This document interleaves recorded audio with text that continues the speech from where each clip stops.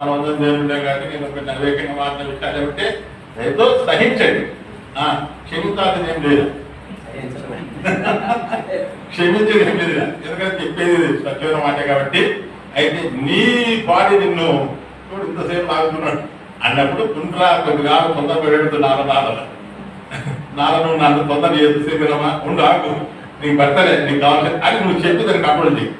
దాన్ని కంట్రోల్ చేస్తాను. నా ప్రభావం నాన్న నువ్వు ఎందుకు తొందర చేస్తావు అడు నా నిరీక్షణ కర్తవ్యం ఇంకా నేను నాకు ఇంకా మేము నేను ఇస్తుంది నాకు ఇష్టపడుతుంది నువ్వు తొందర చేస్తావు అని నువ్వు సహించు, నన్నేం క్షమించు మంచిది. ఎందుకంటే ఆ మాట అడగదు, దేవుని పక్షంగా మాట్లాడుతున్నా కదా. కాబట్టి భోగించారు కదా, భోగించాలంటే శరీర కార్యాలు ఇంతేనా. భోగించే కదా లోక సంబంధమైన వాటి విషయం కోసమే మనము పోరాటం. మన చదువు 4:1 మీలో యుద్ధములను పోరాటములను దేని నుండి కలుగుచున్నవి? మీ అవయవములలో పోరాడు మీ భోగేచ్ఛల నుండి కదా. మీ భోగేచ్ఛల నుండి కదా బాబు ఇదంతా సమస్య. మీరు ఆశించుచున్నారు గాని మీకు దొరుకుటలేదు. నరహత్య చేయుదురు, అక్షర పడుదురు గాని సంపాదించుకొనలేరు. పోట్లాడుదురు, యుద్ధము చేయుదురు గాని దేవుని అడగనందున మీకేమీ దొరకదు.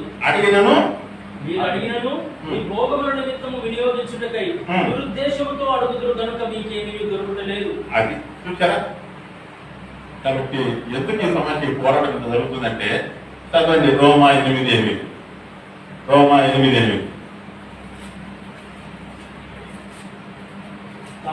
కాగా శరీర స్వభావము గలవారు దేవుని సంతోషపరచనేరు. అది ఇప్పుడు ఎందుకు మనం దేవుని సంతోషపరచలేదంటే మనకి ఇది తెలియక కావాలి. ఈ పోరాటం జయించలేకపోతుంది.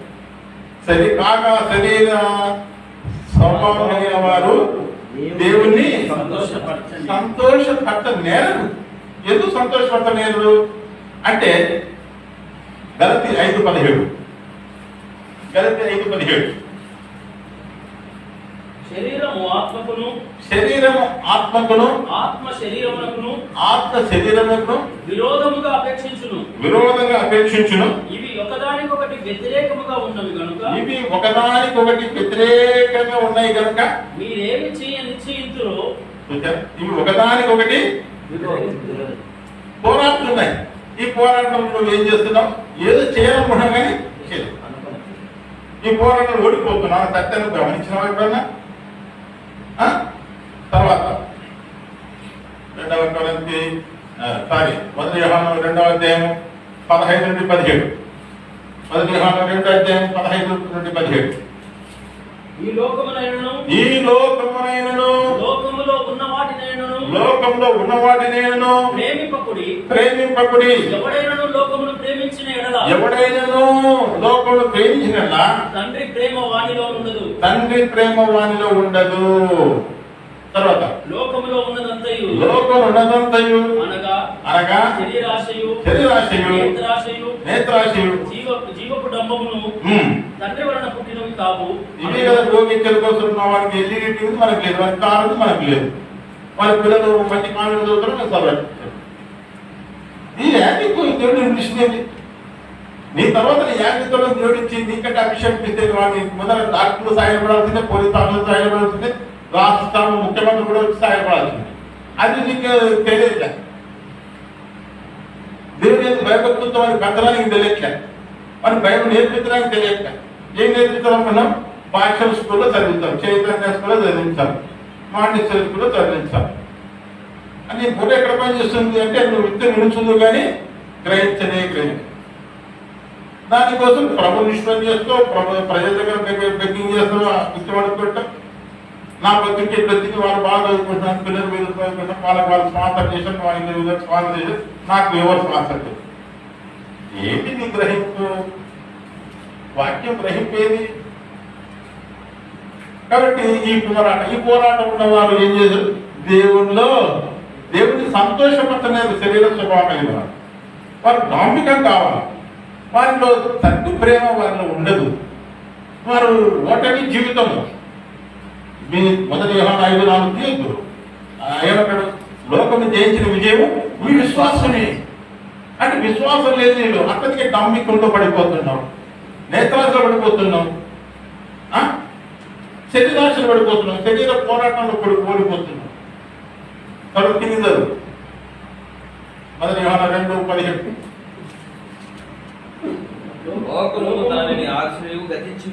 గతించిపోయేది శాశ్వతం కాదు. నువ్వు ఎంత చదువు చదివితే నీ పిల్లడు ఆగిపోతాడు. ఒకతను కారులో చదివినాడు సేవకుడే, ఎంతో చేసి ఎవరు మంచి ఉద్యోగం కూడా వచ్చింది. ఉదయం చెన్నైలో మీకు తెలిసిన కారు పోతున్నాడు, కంపెనీ కారే, ఇంటికి వచ్చి వెళ్ళిపోతాడు. ముందుకు వచ్చినాడు, ఆడు 10 దూరం యాక్సిడెంట్ అని చెప్పాడు. అది నువ్వు వానికి భయపడుతూ లేపించింటే, వానికి దేవుడు సేవకుగా నువ్వు సిద్ధపరిచింటే దేవుడు పాపదంటే పోయినా కానీ పర్వాలేదు. దేవుని చిత్తం జరిగించేవాడు మరి నిరంతరం నిలుస్తాడు. కాబట్టి నీ గ్రహింపు ఏంటంటే ముందు నీకు నమ్మిక లేదు దేవుని పైన. ఎందుకు లేదంటే నీ శరీర స్వభావము దేవుని సంతోషపరచడానికి అది ఒప్పుకోవట్లేదు.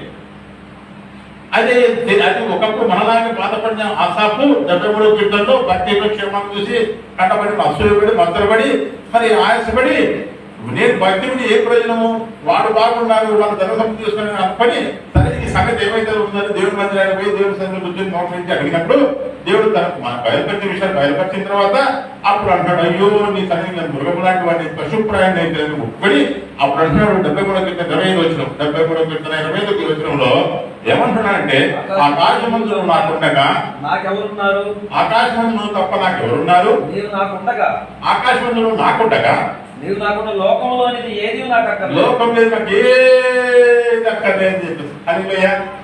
ఇక్కడ కూర్చున్న వాళ్ళని చెప్పుదాం కాక ఆకాశమందును తప్ప పలకండి, నాకెవరున్నారు, నువ్వు నాకుండగా లోకంలో ఏది నాకు అక్కర్లేదు.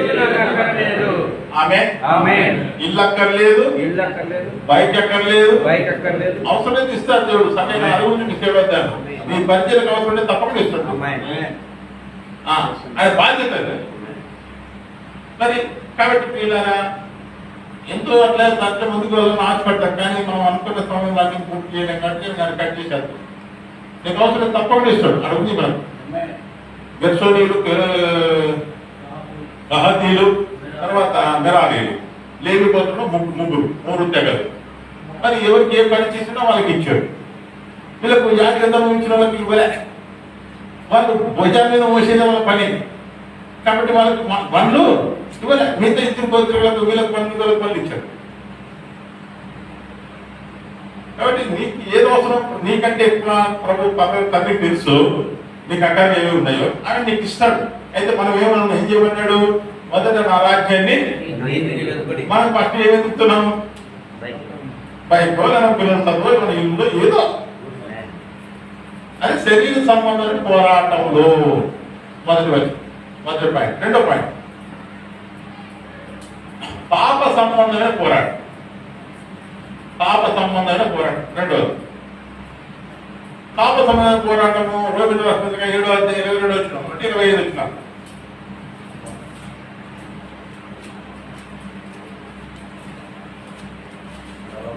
రోమా 7:22-25 మన ప్రభువైన 22-25 అంతరంగ పురుషుని బట్టి దేవుని ధర్మశాస్త్రమునందు నేను ఆనందించుకున్నాను గాని వేరొక నియమము నా అవయములలో ఉన్నట్టు నాకు కనబడుచున్నది. అంతరంగ పురుషుని బట్టి, అంతరంగ పురుషుడు ఆత్మను బట్టి దేవుని ధర్మశాస్త్రమునందు నేను ఆనందించున్నాను గాని వేరొక నియమము, గాని అంటే కూడి అర్థం, కానీ వేరొక నియమము నా అవయవములలో ఉన్నట్టు నాకు కనబడుచున్నది. అది నా మనసునందున్న ధర్మశాస్త్రముతో పోరాడుచు నా అవయవములలో ఉన్న పాప నియమమునకు. మన శరీరంలో ఏముంటది? పాప నియమం ఉంటది. నన్ను చెరపట్టుకుని లోపరుచుకుంటుంది. అట్ట నువ్వు కూడా ఇక్కడే బతకాలనుకుంటున్నావు, ఇంట్లో లేకపోయినా సాయంకాలం మర్చిపోతున్నావు. అది తెరపెట్టుకొని లోపరుచుకుంటుంది. తర్వాత అయ్యో అయ్యో నేనెంత దౌర్భాగ్యుడను, నేనెంత దౌర్భాగ్యుడను, ఇట్టి మరణమునకు లోనగు, ఇట్టి మరణమునకు లోనగు, శరీరం నుండి నన్ను ఎవడు విడిపించును, ఇట్టి మరణం ఎవడు విడిపించలేదు అని ఏడుస్తున్నాడు. ఆయన భక్తుడే, ఇంకా పైన చదువుకుంటే ఇంకా బాగుంటుంది. ఏది మంచిది చేయనిచ్చాడని ఆయన నిశ్చయం కూడా అది చేయకుండా చేయకూడదు అని నిశ్చయించుకునేదే చేస్తున్నాడు. బట్ ఇది పాప సంబంధమైన పోరాటం. ఈ పోరాటం ఎవరు విడిపిస్తారు నిన్ను అంటే 8వ అధ్యాయం 2వ వచనం అంటాడు, క్రీస్తు యేసునందు జీవం ఇచ్చే ఆత్మిక నియమమే పాప మరణంలో నియమం నుండి నేను విడిపించాను అంటాడు. చదువు. క్రీస్తు యేసునందు జీవమునిచ్చు ఆత్మ యొక్క నియమము, జీవమునిచ్చు ఆత్మ యొక్క నియమము పాప మరణముల నుండి విడిపించను, పాప మరణముల నుండి విడిపించను. ఎట్లాగా ధర్మశాస్త్రం ఏం చేయాలంటే ఆయన చేసి నాకు చూపించి కొట్టివేసి. కాబట్టి ఈరోజు ఎవరు చెప్పట్లే. నేను ఈ విషయాన్ని భక్సింగ్ గారి అనుభవంలో నుండి నేను నేర్చుకున్నాను.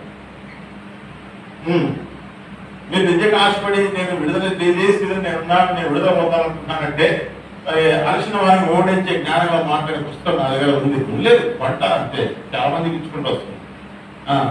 కానీ మీకు కూడా నేను ఈసారి వచ్చినప్పుడు ఇస్తాను. ప్రతి దిన భాగం అది బుక్కు కాదు, డైలీ డివోషన్ అనుదిన పుస్తకం. ఈరోజు పురుషుల చదువుతూ మాట్లాడతాం. రేపు సంఘం యొక్క నియమం ఏంటి, క్రమం ఏంటి, తర్వాత మనం ఎట్లా పాపం మీద నుండి చేయగలుగుతామంటే ఎన్ని రకాల చెప్పినైనా సిలువను మాత్రమే చెప్తాం. పునరుత్థాన శక్తి ఎలా వస్తుందో చెప్తూ వస్తుంటాం. కాబట్టి పాప మరణం నుండి మనం విడిపించేది నీ ధర్మక్రియలు కాదు, నీ ఆసక్తి కాదు, నీ జ్ఞానం కాదు, నీ ప్రార్థన కాదు, నీ బైబిల్ జ్ఞానం కాదు, ఏది కాదు, కేవలం సిలువే. అందుకే క్రీస్తు యేసునందు జీవమునిచ్చే ఆత్మ యొక్క నియమమే నన్ను పాప మరణంలో నియమం నుండి విడిపించెను. అంత అనే అనుభవం పొందుకున్నాడు. కాబట్టి కొరింథీ రాష్ట్రపతిని చెప్తున్నాడు, ఓ మతమా నీ ముళ్ళెక్కడా, ఓ మతమా నీ విజయం ఎక్కడా, మతం ముందు చూపించుకున్న ప్రభు అని సవాలు ఇస్తున్నాడు. అదే వ్యక్తి రోమా 7:25 ఇందాక చదివిన ప్రకారం అయ్యో ఇంక దౌర్బల్య స్థితి నుండి విడిపించగలిగిన వాడు ఎవడని ఏడుస్తూ కేకలేస్తున్నాడు. బట్ నువ్వు నేను బాధపడాల్సిన పని లేదు. అయితే నువ్వు సిలువ నీకు అర్థం కాలేదు, ఆ సిలువ విలువ నీకు అర్థం కాలేదు. ఇది అర్థమైన వ్యక్తి అంటున్నాడు. గద్దికి 6:14 సిలువ తప్ప నాకు ఏ ఒకటి నాకు దూరం అవును కాక, సిలువ ఎందుకు తప్ప నేను నాకు ఏ అతిశయం నాకు దూరం అవును కాక అంటున్నాడు. గలతీ 6:14 అనుకుంటా, చూడు ఎంతసేపు తీస్తారు ఆట. అయితే ఎన్న వచ్చిన 14 సిలువ యందు తప్ప మరి దేని యందును అతిశయించుట, ఆమేన్. సిలువ యందు తప్ప మరి దేని యందు నాకు అతిశయించుట నాకు దూరమవును గాక. రెవరెండ్ యందు, టై యందు, పుట్టి యందు, నీ కకపు నీ యొక్క నీ ఫోజ్ యందు కాక, నీ పులిపిల మీద నువ్వు అరేంజ్ చేసుకున్న క్యాషువల్ డెక్కులు ఒక భిక్షను బట్టి కాక ప్రభును యందే అంటే సిలువ యందే అతిశయించుదు గాక.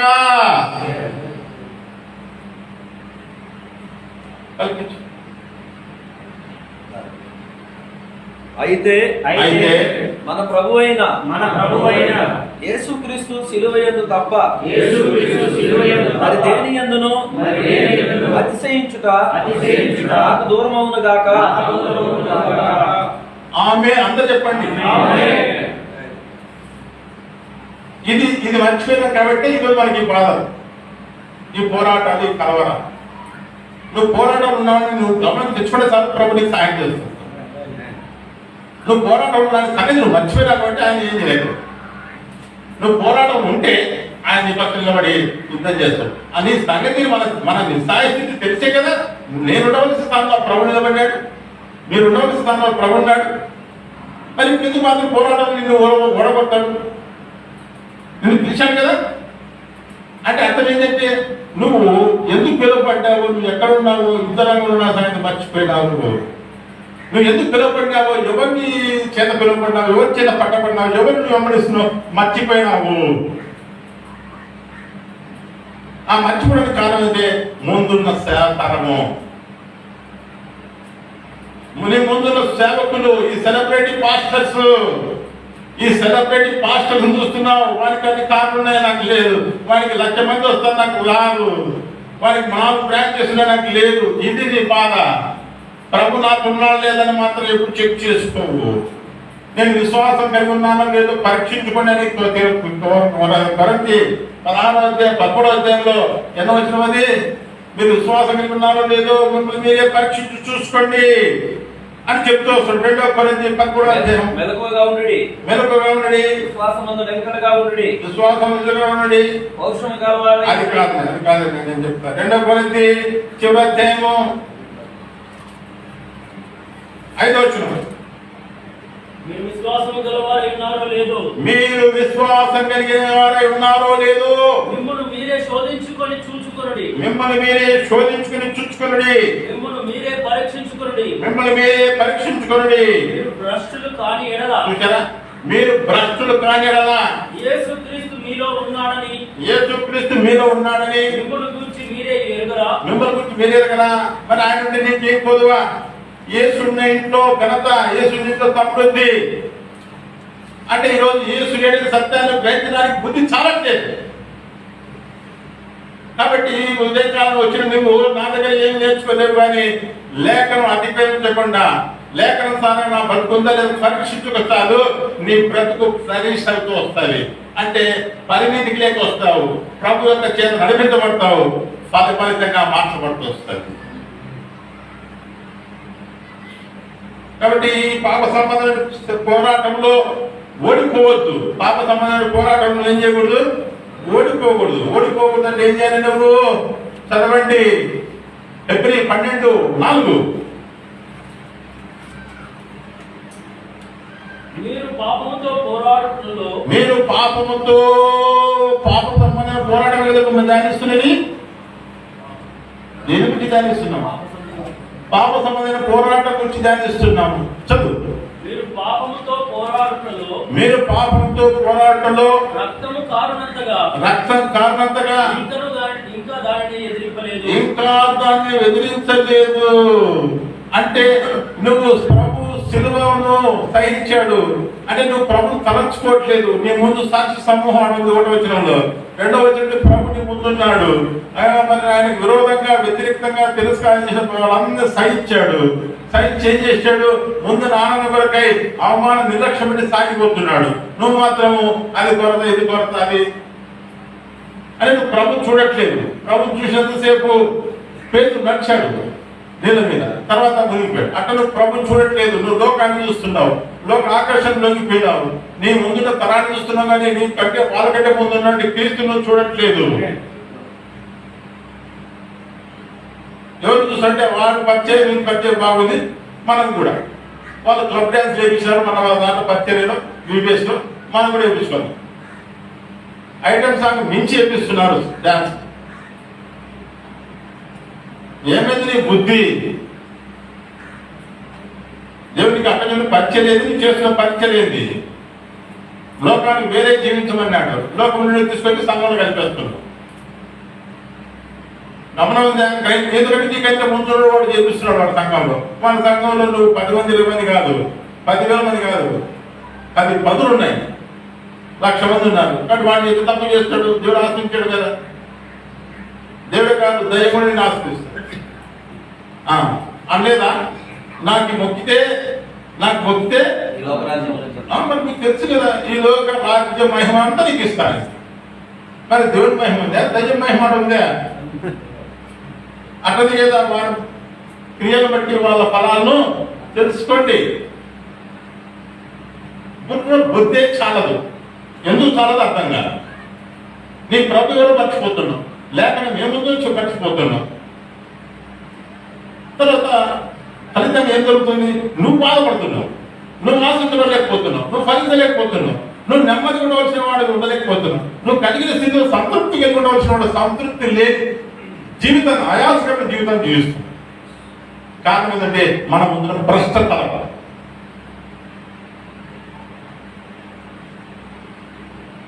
అయితే వాక్యం చెప్తుంది, వాక్యంలో మన భక్తులు నిలబెట్టాడు. ఇంత సాక్షి మేఘము నీ ఎదుట ఉంది. ఎంత గొప్ప సాక్షి మేఘం అంటే ఈ మార్గం నడిచి గెలిచిన వారు, సాధించిన వారు అక్కడ ఉన్నారు. వాళ్ళని కూడా ఏంటి వీళ్ళు చూస్తారు, వాళ్ళని చూస్తారు. వాళ్ళని గెలిపించే క్రీస్తు చూడంటే అసలు ఆయన చూడేసుడు. దాన్ని తప్పిపోయినావు. తప్పి ఫలితం ఏమైంది? నువ్వే బాధపడుతున్నావు, నువ్వే దుఃఖపడుతున్నావు, నీ దేవుడిని దుఃఖపరుస్తున్నావు. చదవండి ఇప్పుడు. కాబట్టి మనం ఏం చేయాలి? పాపంతో పోరాడాలి కానీ రాజీపడకూడదు. ఆమె యెషయా 53:7 7-8 వచ్చిన యెషయా 53:7-8 అతడు దౌర్జన్యమునందును బాధింపబడినను అతడు నోరు తెరవలేదు. వదకు తేబడు గొర్రెపిల్లయు వచ్చు కత్తిరించు వాని ఎదుట గొర్రెయు మౌనంగా ఉండునట్లు అతడు నోరు తెరవలేదు. అన్యాయపు తీర్పు నొందిన వాడై అతడు కొనుక్కోబడెను. అతడు నా జనుల అతిక్రమమును బట్టి మొత్తబడెను కదా. సజీవులు 11 అతడు తనకు కలిగిన వేదనను చూసి నేను సస్తున్నాను, ఎట్లా నాతో పాటు 10 మందిని తీసుకొని పోతా. రండి క్రైస్తవులారా, నిద్ర మేలుకోండి, రోడ్డు మీదకి రండి. ఇంకా మీ ప్రాంతం పక్కన పెట్టండి. ఇంత డైరెక్ట్ సమాధి స్థుతితే సైతాన్ని కూడా పనిచేయట్లేదు. నేను 10 మంది సభ్యులు చేస్తాను ప్రభు కోసం వల్ల. అంటే ఆ వ్యక్తి ఎవరి పక్షం వాడు అర్థమవుతుందా నీకు? వానికి పోతే దండలు వేస్తాం, వానికి పోతే స్టార్లు కడతాం, వానికి యూట్యూబ్లో లైక్లు పడతాం, వాని వీడియోలు సబ్స్క్రైబ్ చేసుకుంటాం. ఎవరు నాకు శత్రువు కాదు, నేను ప్రభుపక్షం అని. ఆ స్థితి నాకే వస్తే నేను నిజంగా ప్రభు కోసం సస్తా కానీ నేను ఎవరు సంపద ఎవరు దూషించాను. నా ప్రభు కృప నాకు ఆవరిస్తుంది. ఆ టైం ఎవరు నువ్వు దండలేస్తుంది, ఎవరు నువ్వు లైక్లు కొడుతుంది? నీ ప్రభుపక్షం వాడు ఏం చేశాడు? ప్రభుత్వం చేశాడన్న. మరి సేఫర్ ఎవరు? ఆయన సముద్రంటే ఏం చేస్తున్నాడు? అనంతపురంలో ఏమంటాడు? ప్రభావం వీళ్ళు ఏం చేస్తున్నారు వీళ్ళకి తెలియదు. నువ్వు క్షేమి నువ్వు కాదు, అది ఆ స్థానం కాదు నీ స్థానం. క్రీస్తు కదా నువ్వు కొన్ని వచ్చింది. కట్టుదల ఈ దినం సంఘం అంతా కట్టబడి చెరబడబడి క్రీస్తు లేవు, దయ్యం ఏర్పడుతుంది. క్రీస్తు ఎక్కడినట్టు బయట నుండి కనబడుతున్నాడు. చూడన్నా నువ్వు కడైనా తెలుసుకొని నాకు తల తెలుస్తాడు.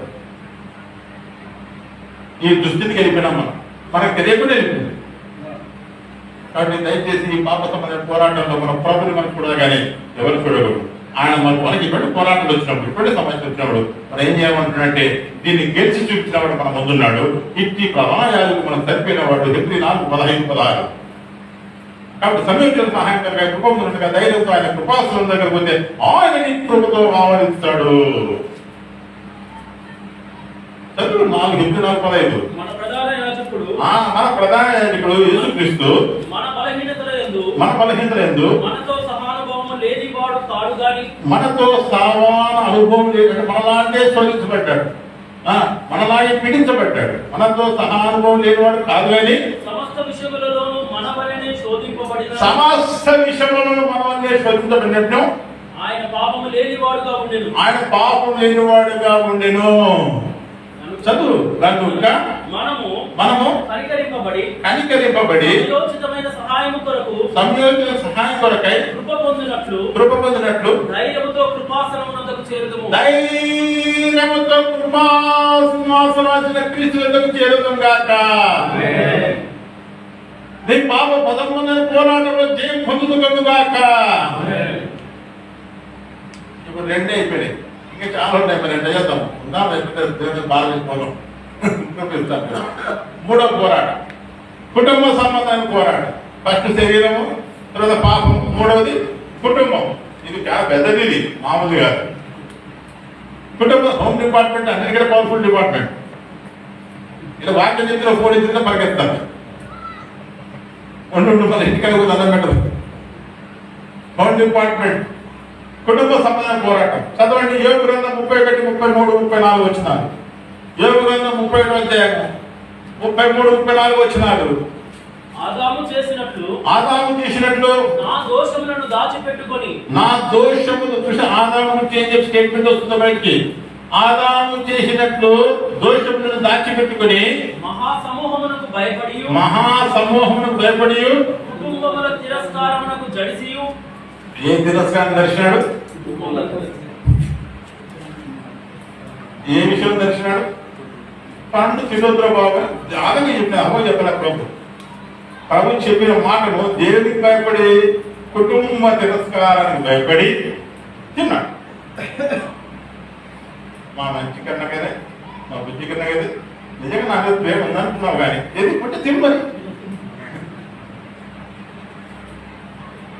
కుటుంబ తిరస్కారానికి భయపడి నేను మౌనముగా ఉండి ద్వారము దాటి బయటకు వెళ్ళక రొమ్ములో నా పాపమును కప్పుకొని ఎడల పరమనున్న దేవుని దృష్టికి వేషధారణలో చూసారు. ఈరోజు సేవకులు కూడా ఎవరో ఇంటికి వస్తే ఏదైనా ఇంకోటి కన్నతనే కంట్రోల్ చేస్తాడు. కంట్రోల్ సంఘాలు కూడా మనం ఏం చేయాలో చేయకుండా వాళ్ళు కన్నతనే కంట్రోల్ చేస్తారు. ఎవరు పార్టీ వాళ్ళు, ఎవరు ప్రార్థన, ఎవరి ఇంటికి పోవాలో, ఎవరి ఇంటికి పోకూడదు. అరే నువ్వు ఏమైతావు దేవుని దృష్టికి? ఆదామలు అయిపోతావు. అరే పోరాటం గెలవాలంటే నువ్వు ప్రభువును ఆదాయం చేసుకోవాలా? మరి నువ్వు ఎందుకు పడిపోతున్నావు? నీకు ప్రభు లేడా? యాకోబు రెండో వ్యక్తి. యాకోబు తీయద్దు, చూసుకోవడం చాలా ఎక్కువ జన్మ చెప్తా. యాకోబుకు వేధించిన వ్యక్తి లేదు. తల్లి వేధించింది, అన్న వేధించాడు, తర్వాత తండ్రి భార్య మాటని హిందుడు ఎలగొట్టాడు. అంతే కదా. ఆడికి పోని ఆయనకు రాలే, వాళ్ళ భార్య తింటే మాటలని పంపించాడు. అన్ని సంవత్సరాలు గుడారవాసి ఉన్నాడు, ఈరోజు అరణ్యవాసి అయిపోతాడు. అంతేకాదు అక్కడి మీద మామని చేయించాడు. 10 సార్లు జీతం మార్చి 14 సంవత్సరాలు ఫ్రీగా తొలుగు చేయించుకోడు, మోసం చేసి బామాటను నిష్ఠం చేసి పెట్టి మాట్లాడి గాయపరిచారు. తన భార్యలు ఒక ఆయనకు గుడిది తీవ్రకల్లది, ఒక ఆయన అందగారు. ఈమె వాళ్ళ ఇద్దరు కొట్లాడుకుని ఈయనను కోపం మండుబందలు చేసినట్టు.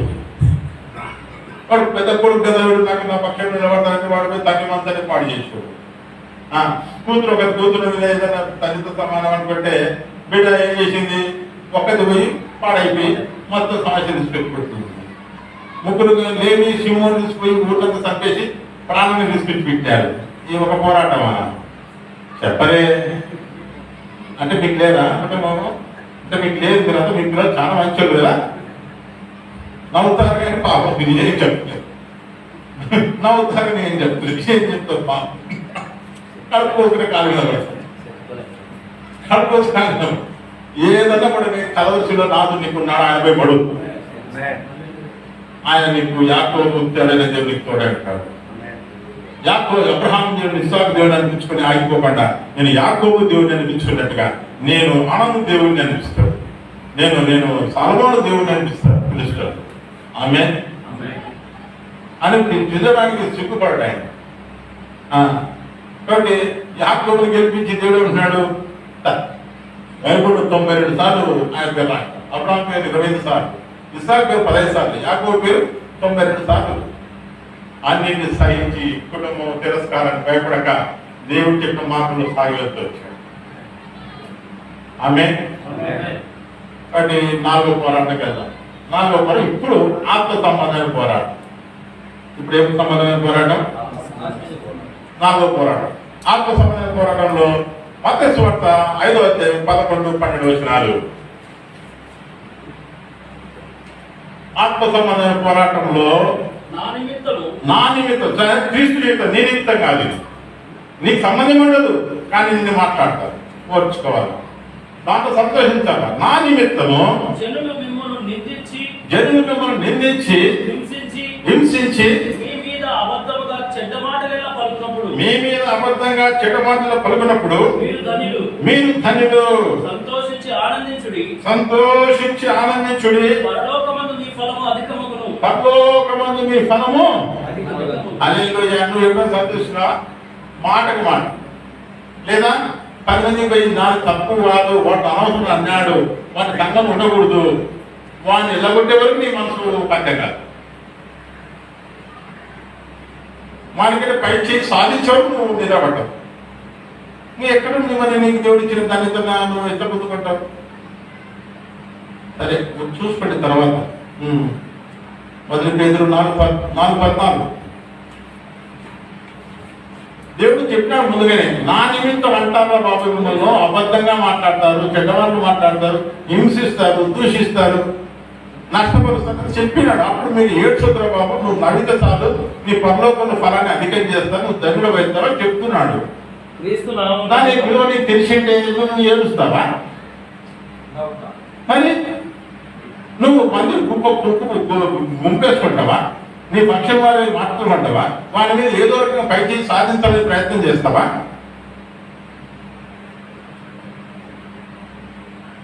కాబట్టి దేవుని వాక్యం అతిక్రమించకుండా నువ్వు చూసుకుంటే చాలు, దేవుడిని గెలిపించేవాడు అంటాడు. ఆమేన్. మొదటి పేతురు 4:14 క్రీస్తు నామం నిమిత్తము, క్రీస్తు యేసు నామం నిమిత్తము మీరు నిందల పాలైన ఎడల, మీరు నింద పాలైన ఎడల మహిమా స్వరూపి అయిన ఆత్మ అనగా దేవుని ఆత్మ అనగా దేవుని ఆత్మ మీ మీద నిలుచున్నాడు కనుక, మీ మీద నిలుచున్నాడు కనుక మీరు ధన్యులు.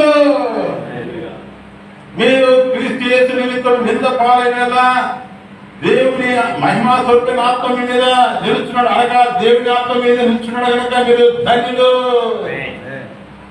మరి ఈ ధన్యతను పోగొట్టుకుంటున్నాం. వాడు ఇట్లా మాట్లాడతాడు, దాంతో నింద మాట్లాడతాడు. నిందిస్తాడు. నేను ఎవరో తెలియదా? నీకు తెలుసు కాబట్టి శత్రువు వాని ద్వారా నేను నిందించినాడు. మరి నువ్వు నింద కోసం పిలువబడ్డాను వాక్యం ఉంది. నువ్వు తృణీకరిస్తున్నట్టు ఏంటి? దేవుని ఆత్మతో నువ్వు నడిపించట్లేదు, దేవుని ఆత్మ లేదు, నీకు దేవుడు ఏర్పాటు ధన్యతను పోగొట్టుకున్నావు అని అర్థం. సరే, ఇంకా ముందుకెళ్తాం. కొరింథీ 11:22 వచనాలు. నేను హెబ్రీయుడనే చదువు. క్రీస్తు పరిచారకుల వెరివారి వలె మాట్లాడుతున్నాను.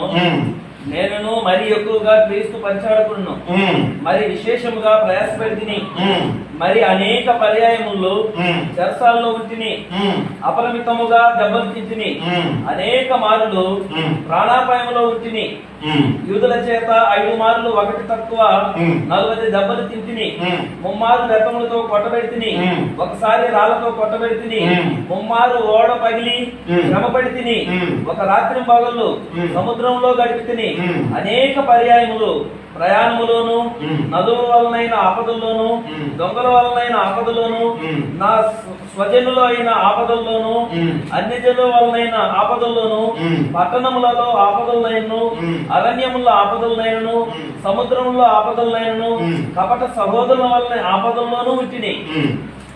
ప్రయాసంతోను, కష్టముతోను, తరచుగా జాగరణతోను, ఆకలి తప్పులతోను,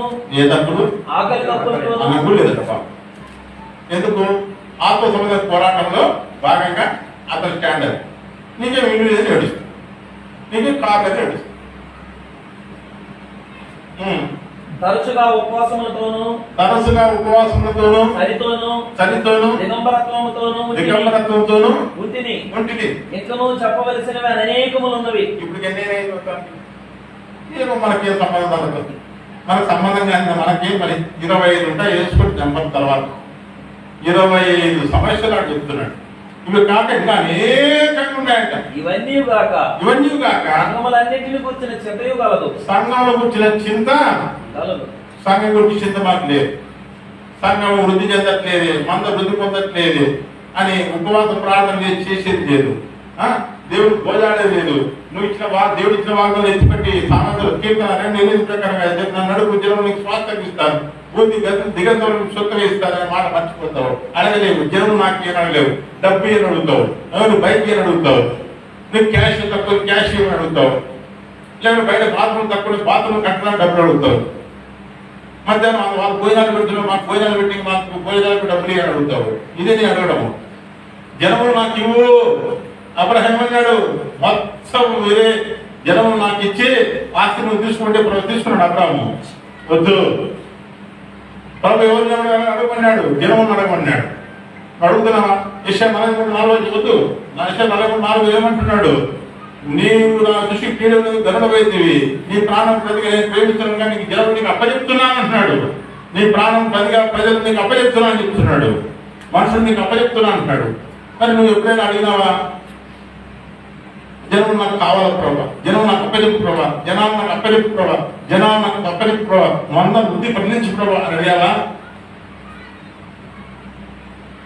కాబట్టి పక్కన ఉన్న విషయంలో మన సంఘంలో 400 మంది వస్తున్నారు, మా దగ్గర ఎవరు రావట్లేదు ప్రభా, ఈ గ్రామ ప్రజలు చాలా కఠినతులు ప్రభా, సదన కుమారుడు ప్రభా, నువ్వు వాళ్ళు ఎదురేస్తున్నావు.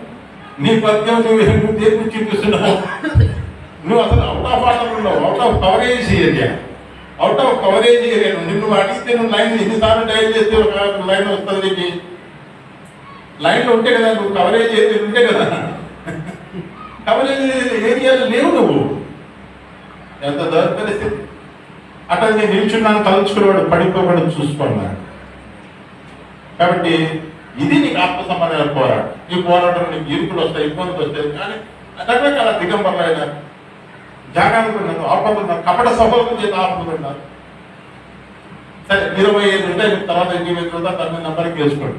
తర్వాత సామెతలు 28:4, సామెతలు 28:4. ధర్మశాస్త్రమును త్రోసివేయవారు దుష్టులను పొగడుచుందురు. అది ధర్మశాస్త్రాన్ని తోసివేసేవారు ఏం చేస్తారట?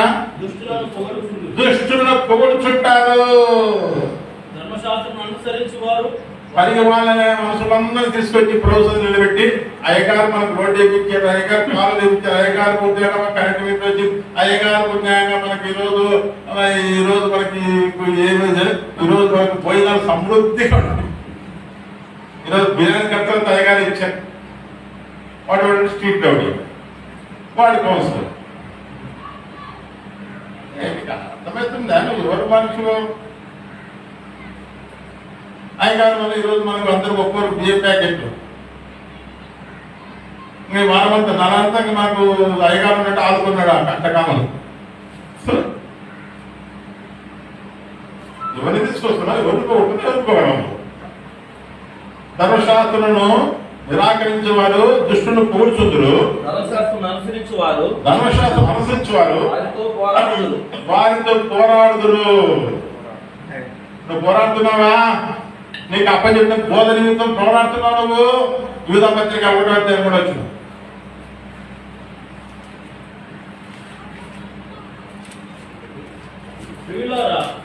మనకందరికి కలిగేడు రక్షణను గురించి మీకు రాయవలనని విశేష ఆసక్తి కలవాడనే ప్రయత్నపడుచుండగా, పరిశుద్ధులకు ఒక్కసారి అప్పగింపబడిన బోధ నిమిత్తము మీరు పోరాడవలనని మిమ్మల్ని వేడుకొనుచు మీకు రాయవలసి. నీకు అప్పచెప్పిన బోధ నిమిత్తం, నీకు అప్పచెప్పిన క్రమం చెప్పిన నువ్వు పోరాడాలి, అంటే రాజీ పడకూడదు అని అన్నాడు. అది డిబేట్ లో కూర్చొని సవాలిస్తున్నా కాదు, నీ బతుకులను పోరాడాలి నా అర్థం, దాన్ని చేసి చూపించాలి నా అర్థం. నేను నెరవేర్చవలసిన బాప్తిజం ఉంటుంది, దాని నిమిత్తం పోరాడుతున్నాను అని ప్రభు చెప్తాడు. అంటే నీకు అప్పచెప్పిన దాన్ని నీ జీవితం లేక నీ ఎందుకు నెరవేర్చబడ్డాయని నువ్వు పోరాడు అని దాని అర్థం. డిబేట్ కూర్చొని సవాళ్ళు తీసుకోమని కాదు. ఏదైతే నీకు చెప్పడంతో ఆ సత్యాన్ని నీ జీవితంలో నెరవేర్చబడడానికి పోరాడు. అంతేగాని రాజీపడి వాళ్ళని దుష్టుడు పొగడొద్దు. దుష్టుడు పొగడానికి కాదు. ఎవరు దుష్టుడు పొగుడతారు చెప్పండి, మీరు చెప్పండి. దుష్టుడిని ఎవరు పొగుడతారు? అది వాక్యం నిరాకరించి వాడు పొగుడతాడు. మరి ఏ ఆ విషయం మనం ఉన్నాయో చూసుకోండి. దయం తీసుకొని పాపం చేయలేదు. వాక్యం కీర్తన 4:5 ఉంది, 4 కదా. భయం ఉంది, ఎనిమిది చేయొద్దు అట్లా మనం. లేకపోతే అడగండి సస్తాం, కానీ ఇస్తే తింటాం, లేక సస్తాం. నువ్వు చెప్తే వింటాం, లేకపోతే గుర్తుపడే. నువ్వు చెప్తే వెళ్తాం, లేక పడింటాం. నువ్వు కూర్చొని ఉంది కదా, దేవుడు దిగి వస్తాడు. మంచిది. కాబట్టి మనము ఆత్మ సంబంధమైన పోరాటంలో ఉన్నాము. ఈ పోరాటంలో మనము ఏం చేయాలంటే ప్రభుని బట్టి మనం ప్రభుని తలుచుకుంటూ ముందుకు సాగాలి కానీ లేఖనాన్ని ఆధారం చేసుకుని మనం నిలబడాలి కానీ మన జ్ఞానాన్ని పరిస్థితులను వెళ్ళకూడదు. ఇంత పరిస్థితులు ఇర్మియా గ్రంథంలో మరి నోట్ చేసుకోండి, చదవాలంటే చాలా కష్టమైంది, దాని ముందు పోలేదు. ఇర్మియా గ్రంథం 15వ అధ్యాయం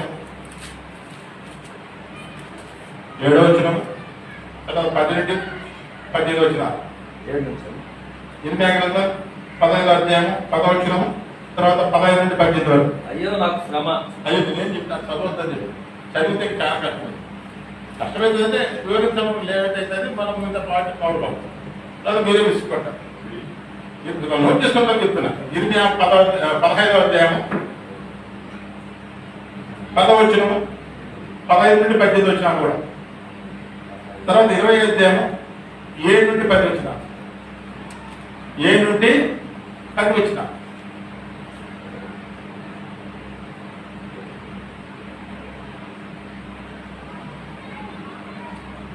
ఇప్పుడు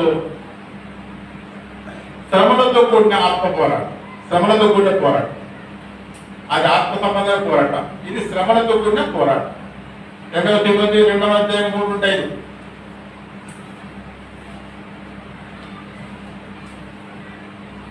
క్రీస్తు యేసు యొక్క మంచి సైనికుని వలె, క్రీస్తు యేసు యొక్క మంచి సైనికుడి వలె నాతో కూడా శ్రమను అనుభవించుము. చూసారా పౌలు ఏం చెప్తున్నాడా? ఏంటరా నువ్వు ఇన్ని రోజులు సేవ వచ్చి ఏంటని ఎట్టున్నావు నువ్వు? చూడండి ప్రభు నన్ను ఎట్లా ఆశ్రయించాడు. మన 4 కార్లు వాళ్ళకి ఇచ్చేసిన, ఇప్పుడు బిఎండబ్ల్యూ వచ్చింది, అడిగాడు, ఇప్పుడు బుక్ అయింది మా పాపకు. నీ బతికేంద్రా నువ్వు? ఇప్పుడు 5 రోజులు మనం ఉంటున్నారు. కానీ నిజమైన ఆత్మీయులు ఏం చెప్పాలి? నువ్వు చేసింది పోయే చాలు కానీ వచ్చి అది మంచి వాళ్ళకు, నమ్మకస్తులకు, మరి సామర్థ్యం కలిగిన వాళ్ళకి అప్పచెప్పి నాతో వచ్చి శ్రమానుభవము అనుభవించుము. చదువు మాధవ్. క్రీస్తు యేసు యొక్క మంచి సైనికుని వలె, మంచి సైనికుల వలె నాతో కూడా శ్రమను అనుభవించుము. నాతో కూడా శ్రమను అనుభవించుము. చదువు. సైనికుడు ఎవడును యుద్ధమునకు పోనప్పుడు తన్ను దండులో చేర్చుకున్న వారిని సంతోషపెట్టవలెనని, సంతోషపెట్టాలని ఈ జీవన వ్యాపారములలో చిక్కుకొనడు. మరి నువ్వెందుకు ఏమైనా బిజినెస్ చూసుకున్నావు? స్కూల్ పెడదామన్నా, హాస్పిటల్ పెడదామన్నా, లేదా కుటుంబ విషయాన్ని పెడదామన్నా, ఎందుకు వచ్చింది నీకు ఆలోచింది? ఆ స్కీమ్ బాగుందన్నా, ఆడ చీట్లు కడుతున్నా, చీట్ వేద్దామన్నా. కాబట్టి నువ్వు శ్రమలతో కూడిన గొప్ప పోరాటం పోరాడాల్సి ఉంటే నువ్వు చేస్తున్నది ఏంటి? ఎవ్రీ 10:32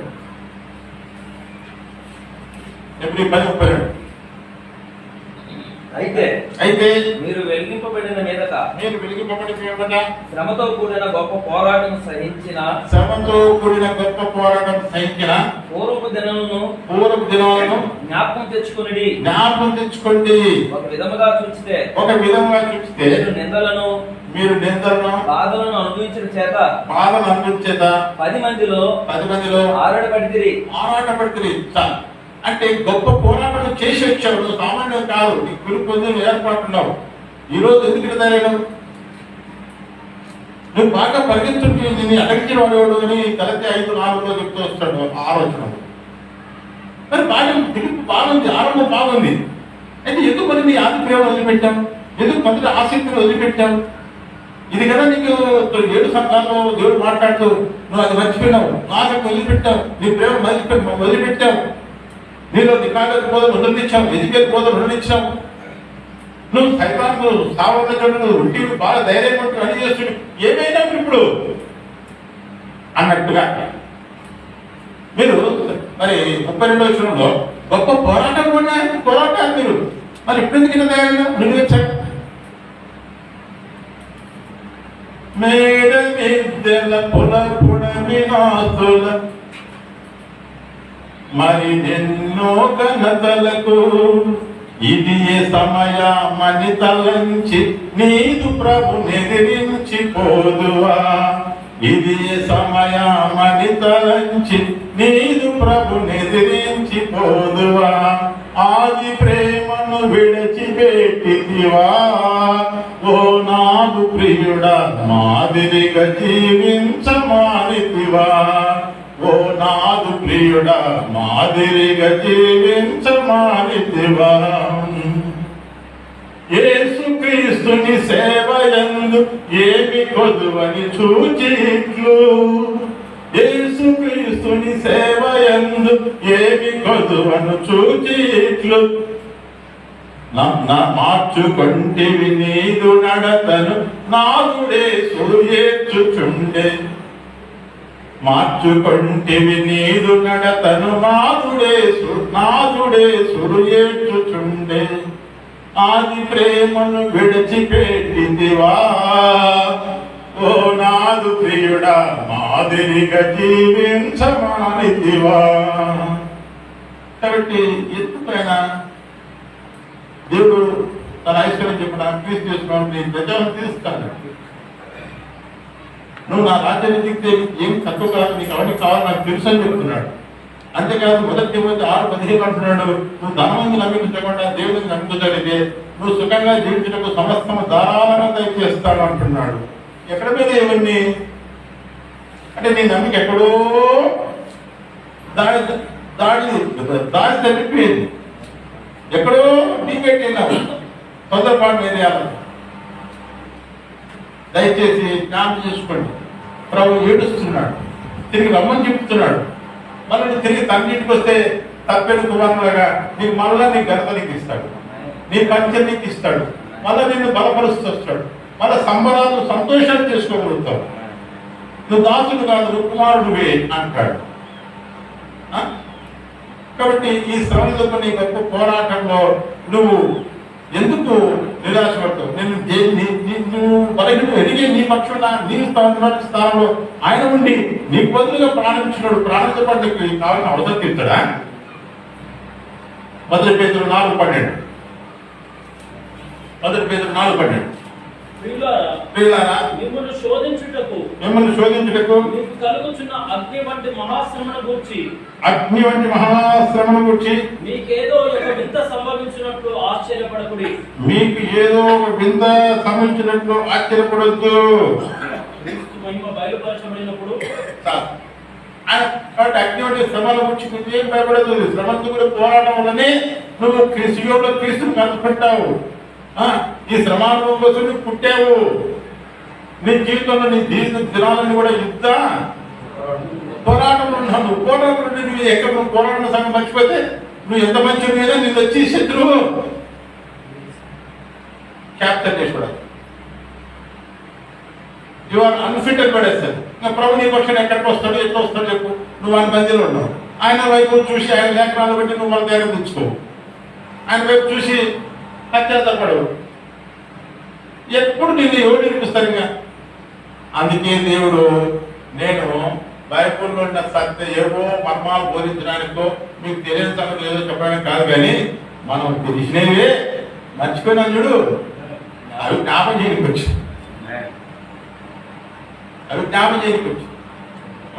మీతో ఎన్ని పోరాటాలు తర్వాత మన లోపల కడుపు పోరాటం చేస్తారు. 5 2 వెళ్ళిపోవడం లేదు. విశ్వాస సంబంధమైన పోరాటం. ఏ సంబంధమైన పోరాటము? విశ్వాస సంబంధమైన పోరాటం మనం చెప్పుకుంటాం. 1 తిమోతి 6:13 దైవజనుడా నీవైతే వీటిని విసర్జించి ధనము గురించి చెప్తున్నాడు కింద. ధనం నుండి సర్వతమైన పడి నువ్వు కూర్చున్నా అని చెప్పి దైవజనుడు నువ్వైతే, యుద్ధ భూమిలో వాడైతే, నువ్వు క్రీస్తు రమణించిన వాడైతే, దైవజనుడా నీవైతే వీటిని విసర్జించి నీతిని భక్తిని విశ్వాసమును ప్రేమను ఓర్పును సాత్వికమును సంపాదించుకున్నటకు ప్రయాసపడము. పోరాటము. విశ్వాస సంబంధమైన మంచి పోరాటము పోరాడు. పోరాడి నిత్య జీవనం చేపట్టు. ఇందుకే కదా నువ్వు పిలవబడ్డావు. ఇందుకే కదా యేసు ప్రభువుకు వాగ్దానం చేశాడు 1 యోహాను 2:7 ప్రకారంగా. అంతే కదా ఆయన చేసే వాగ్దానంగా నిత్య జీవిస్తానని. అదే కదా నేను ఎమ్మెల్యే చేస్తాను చెప్పలేదే. అన్న ఒక వ్యక్తి నేను ఒక మీటింగ్ ఉన్నప్పుడు వచ్చాడు, నేను పాస్టర్లు నేను రాజకీయ నాయకుడు ఉన్నాను.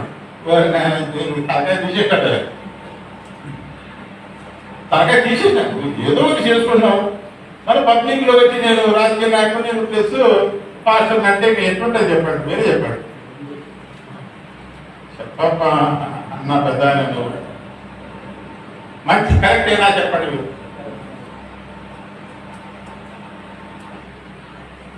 ఏందో అది ఘనత అనుకుంటున్నారు, అది ఏదో మరి అర్థం కాదు. నాకు తలకాయ తీసేది ఆడ కూర్చోడానికి నాకు సిద్ధేది. అట్లా నేను ఎందుకు ప్రభావాన్ని సహిస్తాడు, నాకెందుకు నేను సహించుకుని వెళ్ళిపోతుంది బతుకుటా మీద. మళ్ళీ నేను కూడా పాస్ కాబట్టి నేను చెప్పలేకుండా చెప్పి అక్కడ చెప్తాను, మళ్ళీ చెప్పాను. ఏమేమి మాట్లాడుతున్నా, ఎప్పుడు చెప్తున్నా మాట్లాడు. సరే నేను విశ్వాసమైన పోరాటం గురించి కదా ముందుకు పోదామా, పోదాంలే. విశ్వాసం మంచి పోరాటం, ఏం సంపాదించుకోమో అక్కడ ఉన్నాయి, చదువుకొని దాన్ని ధ్యానం చేయండి. నిత్య జీవనం చేపడం, లేదంటే నిత్య నరకానికి పాత్రమే, నిత్య నాశనానికి పాత్రమే. ఏసునామములో దూరం మనం కాక. తర్వాత ఎబ్రియుల పత్రిక 11వ అధ్యాయం 10వ వచనం. ఏలైనగా దేవుడు దేనికి శిల్పియు నిర్మాణకుడనై ఉన్నాడో పునాదులు గల ఆ పట్టణము కొరకు అబ్రహాము ఎదురు చూచుచుండెను. విశ్వాసమును బట్టి సారాయు వాగ్దానము చేసిన వాడని నమ్మదగిన వాడని ఎంచుకొనెను గనుక తాను వయస్సు గతించిన దయను గర్భము ధరించుటకు శక్తి పొందెను. సూచన 10వ వచనం ఒకటి చదువులేనా. ఏలైనగా దేవుడు దేనికి శిల్పియు. అబ్రహాము దేనికోసం చూస్తున్నాడు? విశ్వాసమైన పోరాటం కూడా దేవుడు దేనికి శిల్పియు నిర్మాణం ఉన్నాడో ఆ నిలబడిన పట్టణములకు పునాదిగా ఆ నిలబడిన పట్టణములకు ఎదురు చూస్తూ ఉన్నాడు. నువ్వు దేనికోసం ఎదురు చూస్తున్నావు? లోన్ శాంక్షన్ అయితే జగన్ వస్తుంటే వీళ్ళు ఎప్పుడు పర్మిషన్ ఇస్తారు మనకు అలాంటి అయింది, కానీ వీళ్ళు మనకి ఇవ్వకుండా పేపర్ వల్ల ఎదురు చూస్తారు. అబ్రహాం దేనికోసం ఎదురు చూస్తున్నాడు? దేవుడు దేనికి శిల్పి నిర్మాణకై ఉన్నాడు ఆ పునాదుల పట్టణానికి. అంటే ఇప్పుడు భూమి మీద పునాదులు లేవంటే కదా. తర్వాత ఇప్పుడు 13వ వచనం.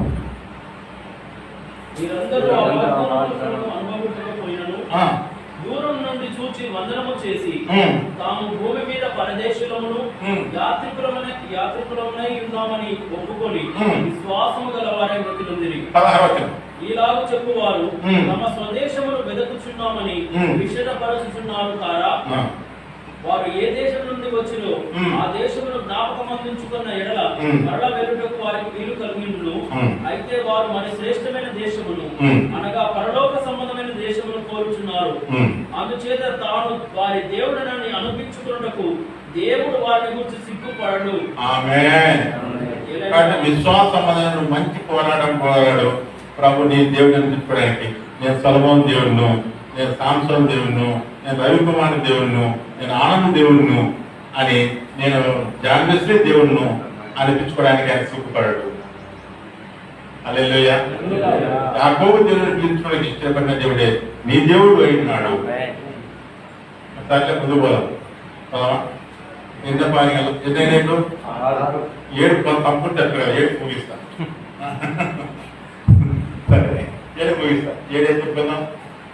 విశ్వాసం ఎంత బాగుంది. ఇంకా నిరీక్షణ కావాలి. నిరీక్షణతో కూడిన పోరాటం, నిరీక్షణతో కూడిన పోరాటం అంతే కదా. ఆయన విశ్వాసం చెప్పాలి, కానీ దేవుడి సమయం వరకు ఆ నిరీక్షణ అవసరం. అక్కడ రీచే వరకు నిరీక్షణ అవసరం కదా. ఇన్ని రోజు కదా ప్రభు అంటాడు, హెబ్రీకి అంతకంత అంటాడు 3వ అధ్యాయం 6వ వచనంలో. మరి క్రీస్తు తన కుమారుడు తన ఇంటి మీద నమ్మకం ఉన్నాడు. మరి మీకు కలిగిన ధైర్యమును, ఉత్సాహమును, నిరీక్షణ ఉత్సాహము తుదమట్టుకు స్థిరంగా మనమే ఆయన ఇల్లు. నిరీక్షణకున్న ఉత్సాహమును తుదమట్టుకు స్థిరంగా చేపడితే నువ్వే ఇల్లు, నువ్వే నావే, నువ్వే గృహం, నువ్వే మందిరం అంటే ప్రభు చెప్పండి నీతోనే ఉంటాడు. నువ్వు ఆయనతో ఉంటావు. కాబట్టి విశ్వాసమైన అయిపోయిన తర్వాత నిరీక్షణ అవసరం. నమ్మకం ప్రాథమికంగా కదిలేదు. రెండవది విశ్వాసం. విశ్వాసం మొదటి వచ్చేది నిరీక్షణ. అర్థమైందా? విశ్వాసం ముదిరితే వచ్చేది నిరీక్షణ, నమ్మకం ముదిరితే వచ్చేది విశ్వాసం, విశ్వాసం ముదిరితే వచ్చేది నిరీక్షణ, నిరీక్షణ ముదిరితే వచ్చేది నిత్య జీవం. అంతే కదా, ఆయన కలుసుకుంటావు, ఆయన కలుసుకుంటావు. మంచి చివరి పాయింట్ ముగించేస్తా. నిరీక్షణ కూడా పోరాటం. యోగు గ్రంథం 19:25.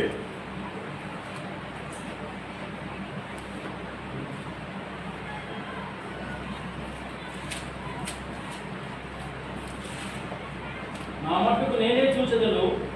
ఆయన యోగు చెప్తున్నాడు, అన్ని ఎముకల మీద బయటపడ్డాయి, భార్య దూషించింది, 10 రోజుల దగ్గర లాక్కున్నారు, స్నేహితులు నిర్దిష్టి దూషిస్తున్నారు, ఉన్న ఆస్తులన్నీ పోయినాయి, పిల్లలు చచ్చిపోయారు. నా పరిస్థితులు ఏమంటున్నాడు ఆయన? నా మట్టుకు నేనే చూచెదను, మరి ఎవరు కాదు, నేనే కన్నులారా ఆయనను చూచెదను, నేనే నా దేవుని కన్నులారా చూచెదను. నాలో నా అంతరంద్రియములు